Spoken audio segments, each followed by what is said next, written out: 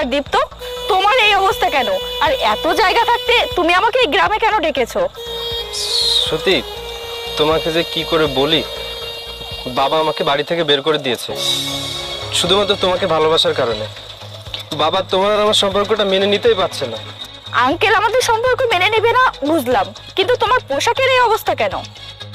আসলে বাবা আমার সব কাপড় চোপড় আগুনে পুড়িয়ে ফেলেছে।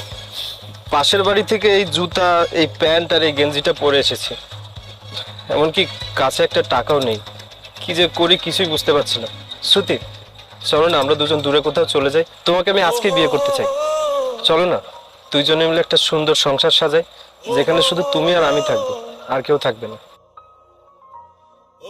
কি হলো শ্রুতি, তুমি চুপ করে আছো কেন? আমার চোখের দিকে একটু তাকাও। তুমি আমার উপর ভরসা রাখতে পারো। আমি কথা দিচ্ছি, আমি বিয়ের পরে তোমাকে অনেক সুখে রাখবো। দরকার হলে আমি রিক্সা চালিয়ে তোমাকে খাওয়াবো, তোমাকে একটুও কষ্ট পেতে দেবো না। চলো না শ্রুতি, আমরা দুজনে নিষ্ঠুর শহর ছেড়ে দূরে কোথাও চলে যাই। শ্রুতি, তুমি মাথা নিচু করে আছো কেন? কিছু বলো। তুই আমার হাত ধরে কেন কথা বলছিস? দিন দিন তোর সাহস কিন্তু বেড়ে যাচ্ছে দীপ্ত। আরে শ্রুতি, তুমি এসব কি বলছো? আমি তোমার হাত ধরে কথা বলবে, তো সাহসের কি আছে? চুপ কর ছোট লোকের বাচ্চা, এতদিন আমি তোর সঙ্গে টাইম পাস করেছি, আর তোর এত সাহস কোথা থেকে আসে? তুই আমাকে বিয়ের কথা বলছিস?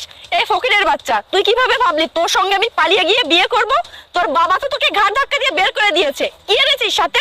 তোর পরনে যে পোশাকটা সেটাও তো ধার করে নিয়ে এসেছিস। আরে তোর তো তুই ছাড়া কিছুই নেই, আর তুই আমাকে বিয়ে করার স্বপ্ন কিভাবে দেখলি? শ্রুতি, তুমি নিশ্চয় মজা করছো। বলো, মজা করছো না? আরে তোর সঙ্গে আমি কি মজা করব? তোর সঙ্গে 2 দিন হেসে খেলে কথা বলেছি, তাতে তুই নিজেকে কি মনে করেছিস?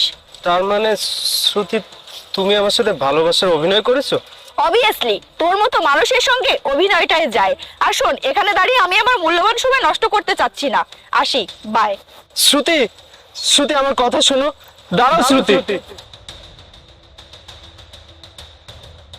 ra ra ra